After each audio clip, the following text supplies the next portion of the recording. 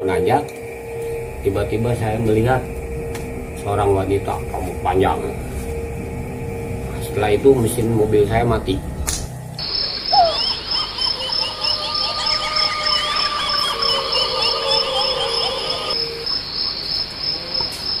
Kali ini gua akan menghadirkan seorang narasumber. Dia adalah seorang sopir alias driver. Bicara pengalaman hidup, tentunya orang ini cukup banyak sekali pengalaman hidupnya, terutama perjalanan yang bisa dikatakan perjalanan mistis yang hingga saat ini sulit untuk dilupakan. Tentunya kalian semua sangat penasaran seperti apa kisah yang akan disampaikan beliau pada malam hari ini. Beliau bernama Mang Jumin. Seperti apakah penyampaian dan cerita sangat menarik ini?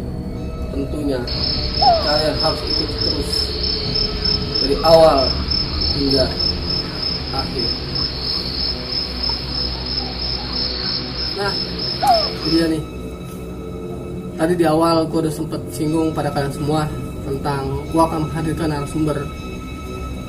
Kali ini kita akan mulai dan mendengarkan kisah cerita yang akan disampaikan oleh narasumber yang sudah datang di studio gue. Namun sebelum mulai nih cerita ini, gue berharap kalian tekan tombol subscribe, like, dan tentunya gue butuh kalian dengan cara komen sebanyak-banyaknya. Jadi buat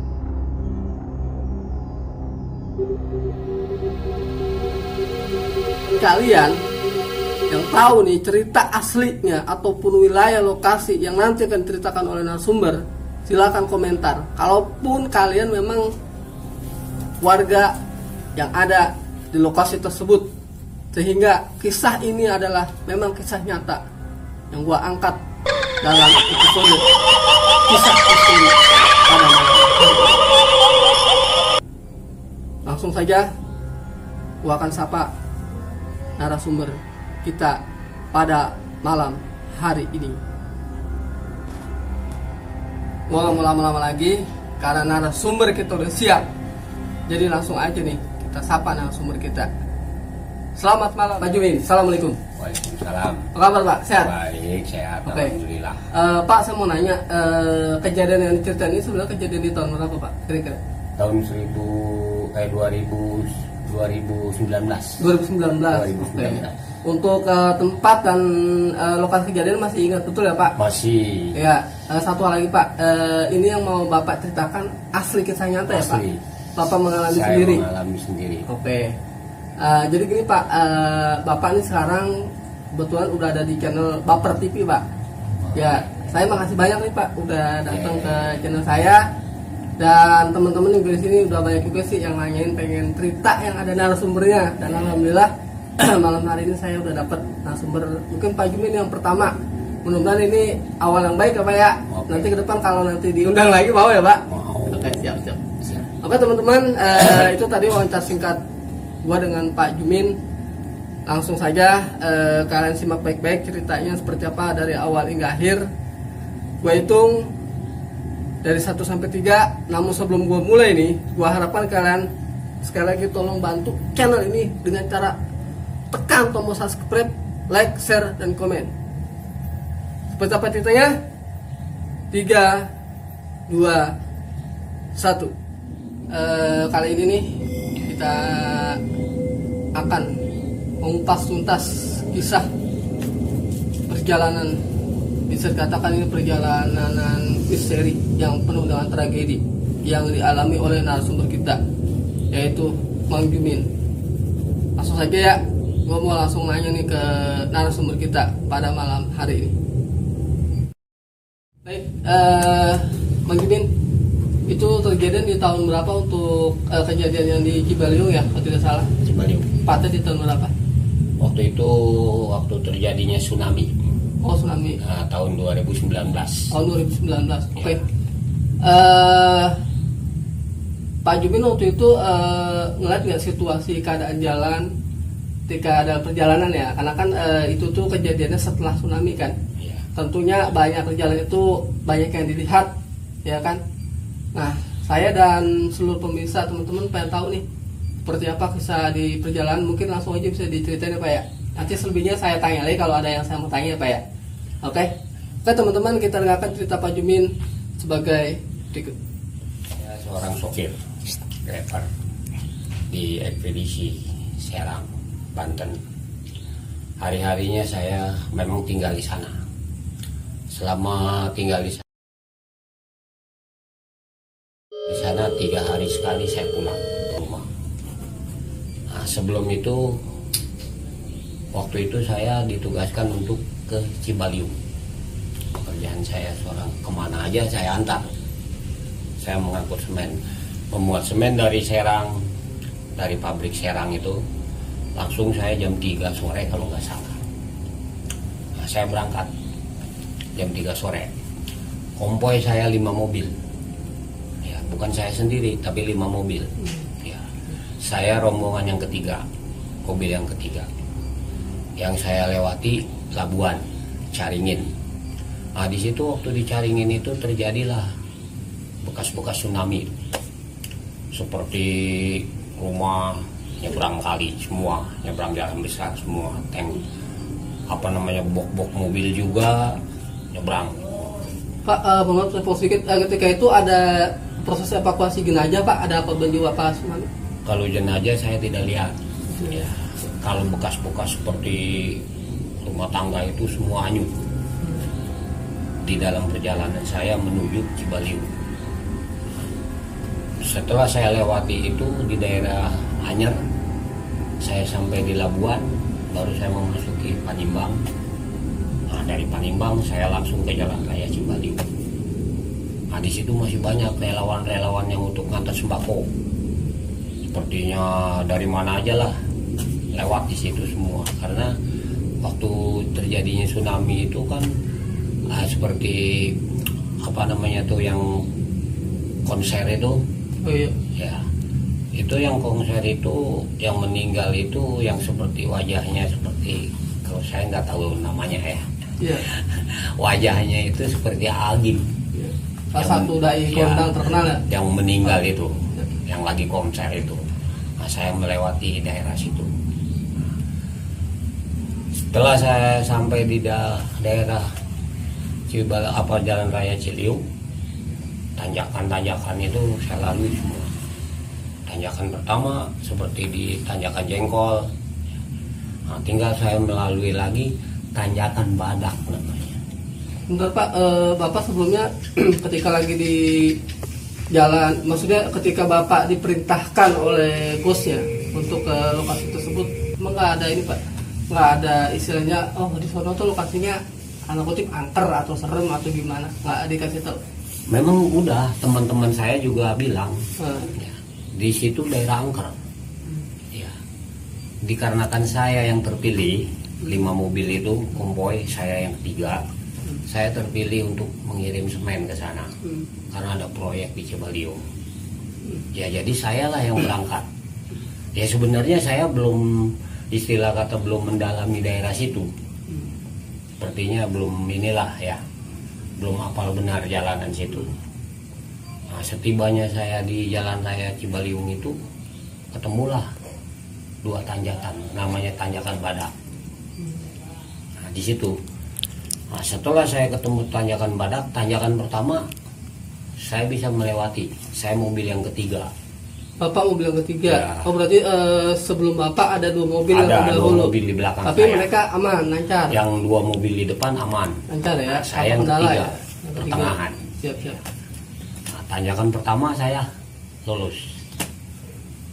Mobil yang kedua, yang ke belakang saya pun saya lihat ada di belakang, tapi agak jauh.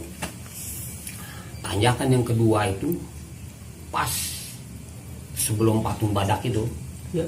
Tanjak saya sudah mau naik, tiba-tiba saya melihat perempuan, rambutnya panjang. Bentar Pak, itu maksud Bapak perempuan itu berwujud manusia atau berwujud apa Pak ya? Seperti Ya, orang. Nggak betul Pak, sosok gaib atau manusia Pak? Itu gaib yang sepengetahuan orang situ, tapi saya nggak tahu itu gaib, saya kira manusia biasa. Berarti Bapak di saat itu benar-benar asli ngeliat gitu Pak? Mah Maksudnya asli saya ngelihat itu tuh emang ada gitu ya? ada, ya saya, Bukannya enggak, Bapak tuh enggak sedang berhalusinasi, enggak ngelamun gitu enggak? enggak. Oh, Saya gitu ya. pas melihat, ya tiba-tiba mobil saya mati. Pas saya melihat mati mobil saya. Bapak emang waktu itu nggak sempat dicek Pak? Sebisa kan kalau kita berangkat nih, kalau misalnya sopir tuh dicek dulu dong mesinnya, remnya, biar kalau ada apa perjalanan tuh kita tahu gitu kerusakan. Emang Ya nggak dicek udah. dulu Pak awal? Udah, mobil situ kan kita ada. Ya udah dicek. Bagus. Ya bagus, mobil posisi udah bagus. Ya mesin pun bagus. Tapi setelah saya nanjak melihat perempuan itu, mobil langsung mati mendadak.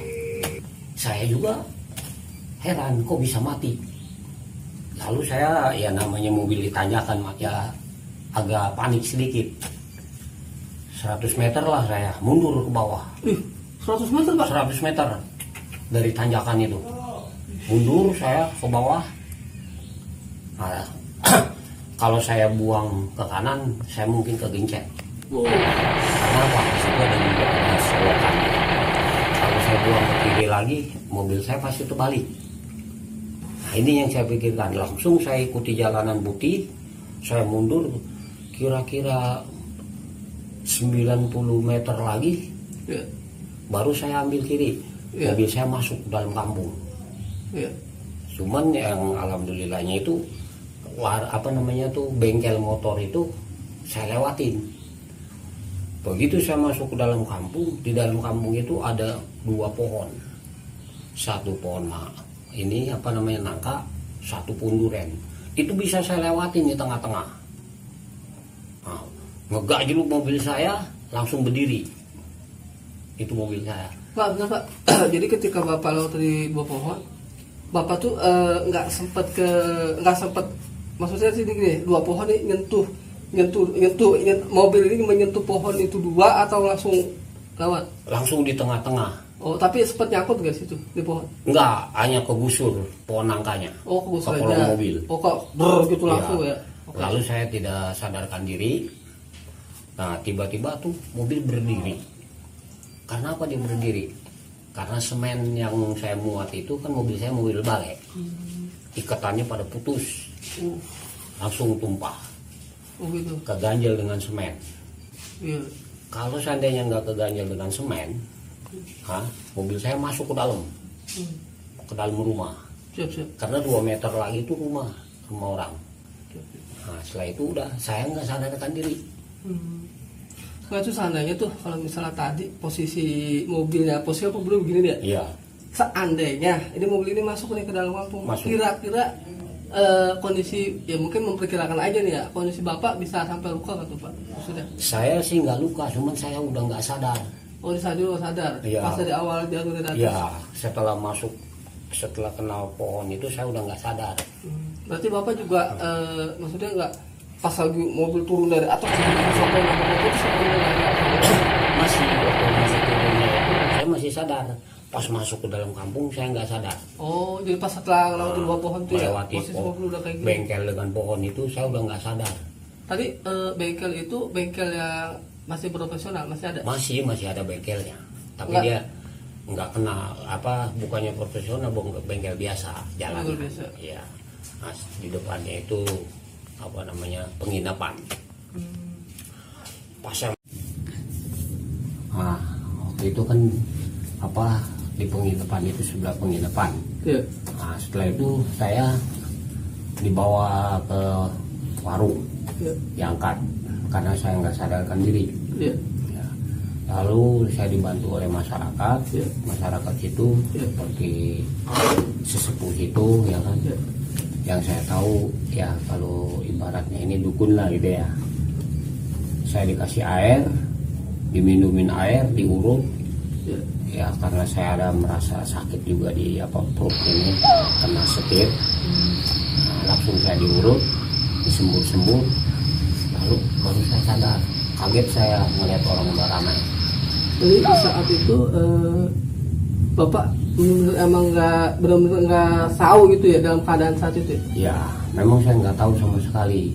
Nah, lalu saya ditanya, waktu dari tanjakan pertama ngasih klakson nggak? Nggak, memang saya akui saya nggak ngasih klakson. Ya, wah ya, bilang orang situ juga, seminggu yang lalu ada terjadi mobil kecap. Kalau mobil kecap itu terguling, melintir dia terguling, habis kecapnya satu mobil. Ya diambil lah dengan orang situ itu, kecap-kecap nggak ambil juga ya. Nah, saya nggak tahu waktu kejadian itu juga nggak tahu. Nah, dia juga sama seperti saya juga, pandangan dia ya itulah melihat perempuan itu. Jadi mitosnya kalau lewat trayek itu harus pakai Ah, klakson. seharusnya bilang orang situ, seharusnya dari tanjakan bawah itu kita ngasih klakson. Saya nggak ngasih klakson, Karena nggak tahu. nggak tahu. Saat itu. Ya, saya nggak ngasih klakson. Siap, siap. Makanya saya kejadian seperti itu saya nggak tahu bahwa di situ angker. Ya. Pak taunya memang angker dari dulu. Itu dari dulu katanya. Nah, setelah itu datanglah aparat-aparat desa di situ. Keadaan waktu itu maghrib, mau maghrib. Ya orang juga sedang mau menuju ke sumur membawa sembako itu yang terjadi tsunami itu. Buat bantuan gitu ya. Bantuan tsunami. Langsung saya istirahat di situ. Nah, itu 3 hari mobil saya baru bisa kambil, baru Terus bisa naik. selama 3 hari itu tinggal di mana Pak? Saya tinggal di situ, Tinggal di mana? di itu? warung gitu. Oh ada, Ya. jadi ada warung. Ada warung nasi. Ya. Lalu saya nginep di situ. Mobil yang 2 juga yang di belakang saya itu langsung standby di situ juga membantu saya. Sama 3 hari juga menunggu mobil saya berhasil. Itu untuk logistik Pak, maksudnya kalau suatu Bapak perlu makan apa selama 3 hari itu gimana Pak? Itu dijamin sama Oh, dijamin? bos ya. Maksudnya? Karena apa, kepala pool itu datang membantu. Siap, siap. Sampai 3 hari dia itu membantu saya semua di situ. Ya semen-semen yang ada di dalam kampung itu kita angkatin pakai ember. Itu 3 hari pengangkatan mobil baru bisa terangkat, baru 3 bisa hari, terangkat. Pak? 3 hari saya. Itu saat itu melibatkan unsur apa aja Pak untuk pengangkatan atau hanya alat berat aja? Nggak pakai alat berat, jadi nggak bisa walaupun pakai alat berat juga. Jadi mobil manual biasa aja, Oh, jadi- seperti ditarik. Nah, pertama ditarik sama bapak tukang polsek itu yang bantu, ditarik sama dia, malam nggak terangkat. Ya, nggak ketarik juga tuh mobil di dalam kampung itu. Nah, langsung diganti mobil lagi yang agak besaran, bisa terangkat. Saya dibawa kantor polisi di situ ya kan, di kantor polisi ya. 3 hari saya baru bisa di situ. 3 hari. Nah, kejadian di situ tuh di di Tanjakan Badak itu. Memang benar saya akui di situ.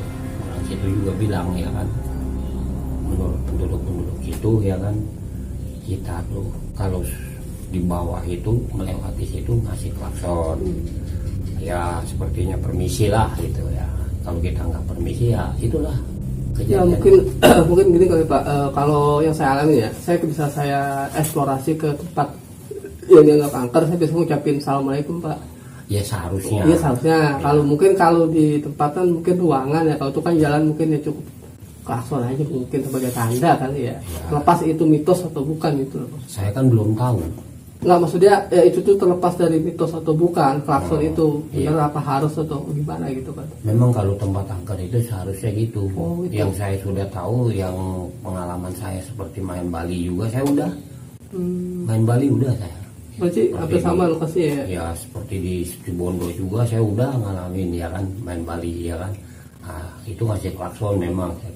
Dikarenakan Cibaliung itu saya belum Belum tahu, mendalami ya kan.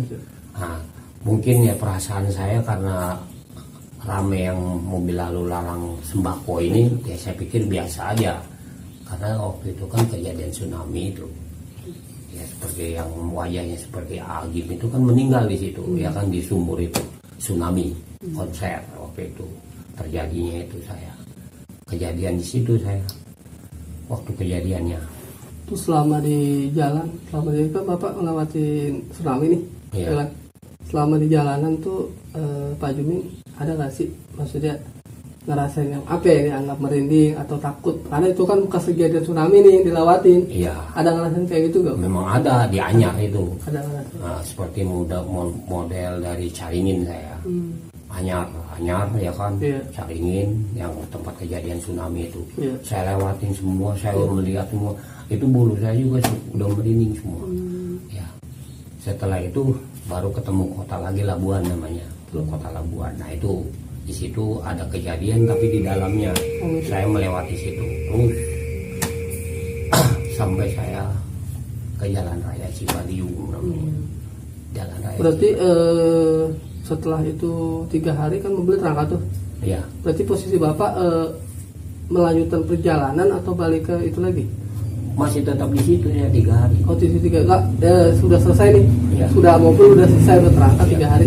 Bapak melanjutkan perjalanan atau gimana? Enggak, saya pulang. Oh, pulang. Ya, yang 2 mobil itu ditransit. Oh gitu. Jadi nggak dilanjutkan yang 2 mobil. Jadi 3 mobil dengan saya. Oh, gitu. Kalau yang 2 mobil kan sudah lanjut. Lanjut. Ya. Oh, berarti 3 mobil balik. Yang 3 mobil berarti dengan saya balik. Oh. Kalau saya kosong baliknya karena semennya habis. Siap. Di Waktu situ. itu dari pihak perusahaan Pak nggak menanyakan Pak? Ya nggak ada lah, nggak ada tanggung jawab. Karena udah nggak tahu ada. musibah ya. Ya beban nggak ada, saya nggak ada ganti rugi ataupun nggak, karena dia udah tahu musibah. Satu posisinya juga, tempat-tempatnya juga memang seperti itu. Makanya yang dicari sopir yang sudah berpengalaman gitu ya, sepertinya. Ya termasuk saya ya, walaupun berpengalaman tapi di situ saya belum mendalami.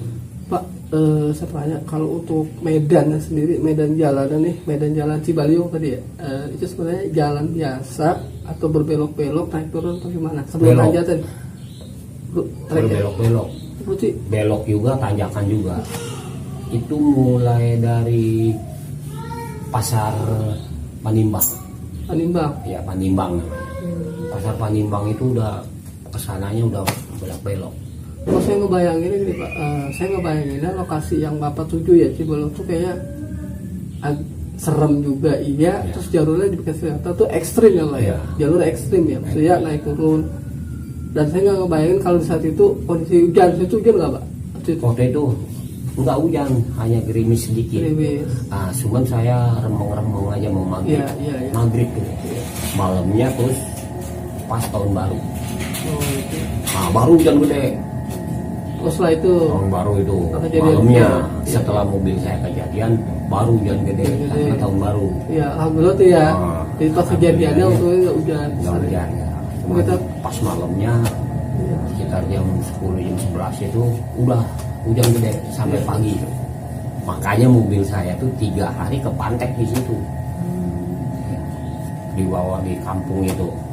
Berdiri mobil saya, bukannya istilah kayak begini, berdiri. Berarti ini mobil. Iya. Berarti ini dua jurang atau perkampungan? Perkampungan, Oh. cuman ada tanah legok, Siap. jadi semen turun. Nah itu dia berdirinya. Terus kalau seandainya mobil ini jatuh ke perkampungan, Ke perkampungan, ke rumah, pas 2 meter lagi tuh yang saya lihat setelah saya sadar, keesokannya rumah. Kalau seandainya lolos, masuk saya ke dalam rumah. Kalau seandainya nggak berdiri tuh mobil, Iya. masuk ke dalam rumah. Ke dalam untungnya Iya. yang begini ya posisi. Untungnya Artinya jatuh. kan kalau kita ke rumah nih, bisa jadi amit-amit bisa ada Iya, korban jiwa pasti ya ada Pak. korban. Amit-amit ya. Iya, Iya. itu, Maksudnya iya. kan ini kan mobil ini menimpa Iya. warga ya. Iya, masuk ke dalam rumah, bukan nimpah lagi, masuk gitu ke dalam kamar dia.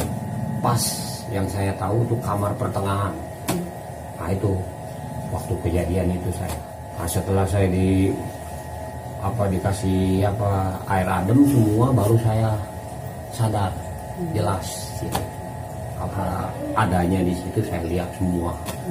Ya, memang saya ceritain semua sama orang situ. Lalu orang situ menanggapi memang benar di sini angker. Ya sering kejadian menampakkan diri seorang wanita. Di atas sana di atas Di apa patung badak. kayak sebelum patung badak dikit pas patung badaknya. Kalau untuk di lokasi di Patung Badak itu Pak, sepertinya itu ada kayak tanah kosong atau pohon besar atau apa di lokasi Patung Badak ya? Ingat ya? Ya memang tanah kosong, ada Kosong. juga perumahan juga, rumah-rumah Iya. gubuk biasa, warung, restoran ada di situ. Berarti dia berdiri sendiri Patung Badak itu Iya, ya? memang- Semacam kayak Memang kotak, udah ada patung badaknya. kayak semacam kayak selamat datang gitu Iya. ya, batas-batas Nah itu wilayah. di situ. Karena saya terus melewati itu ke kantor polisi itu. Saya dibawa sama polisi ke situ. Siap. Ya. Polisi itu ya untunglah baik, dia mau menolong kita sampai 3 hari dia menunggu mobil mau ngebantu. Siang malam datang pejabat-pejabat situ juga, dikarenakan lagi ramai. Kalau nggak ramai mungkin ya nggak tahu juga. Karena kemarinnya juga dia bilang ya itulah kejadian.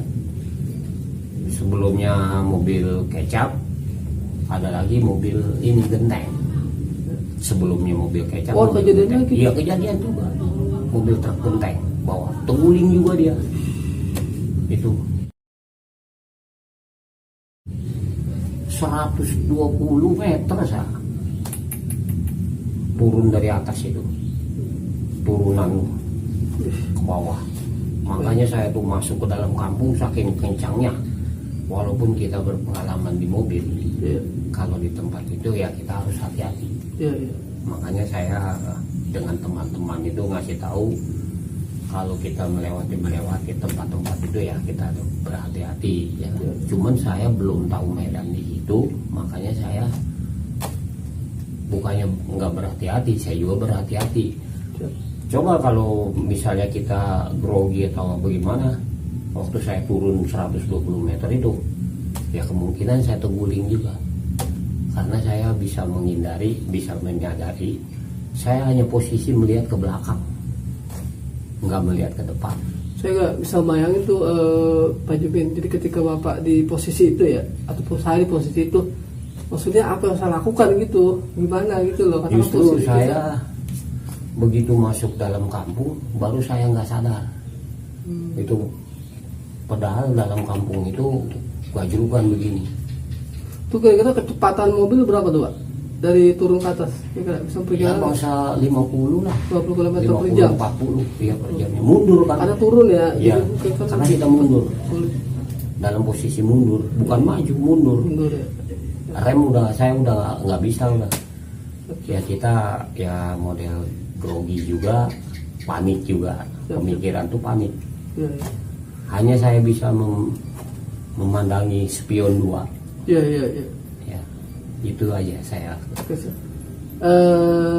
Apakah kalau tuh cerita udah selesai Pak ya? Ya, Adanya terakhir kan tadi Bapak udah kembali tuh, Ya, kita akhirnya ke kondisi juga. kembali ke pool ya. Iya. Ibarat kata akhirnya prosesnya mobil sudah dievakuasi, barang sudah diantarkan ke lokasi dengan Iya. 2 mobil yang mendahului, yang 3 mobil balik ke pool. balik lagi ke pool yang 3 mobil. Ya, kalau bisa dikatakan ini sebenarnya tragedi ya Pak. Tragedi ya. Tragedi artinya amit-amit itu mah ya Pak ya. Amit, ya. Maksudnya siapapun berarti jangan sampai. Iya. Mungkin sebenarnya itu bisa dikatakan pertaruhannya nyawa ya Pak ya. Iya. Bisa dikatakan nggak sih Pak Iya. begitu sebenarnya? Bisa ya. Tanjakan badak namanya. Bisa dikatakan begitu ya. Nggak ada rumah tanjakan Iya. badak. Nggak ada rumah sama sekali, cuman ada di bawah aja. Iya. Itu juga penduduk-penduduk biasa aja, rumah warung-warung kecil. Nah, saya Pak, kira-kira ada kesan dan pesan apa nih buat kan teman-teman mau tahu nih pengalaman dari tragedi Tanjakan Badak, pesan-pesan buat penonton nih Pak. ya saya hanya berpesan kepada pengemudi yang melewati Jalan Raya Cibaliung, berhati-hatilah. Kesatu di Tanjakan Jengkol, kedua di Tanjakan Badak. Itu kita harus berhati-hati. Mau memasuki Tanjakan Badak, kita harus mengasih klakson. Jangan sampai kejadian itu terulang lagi seperti saya.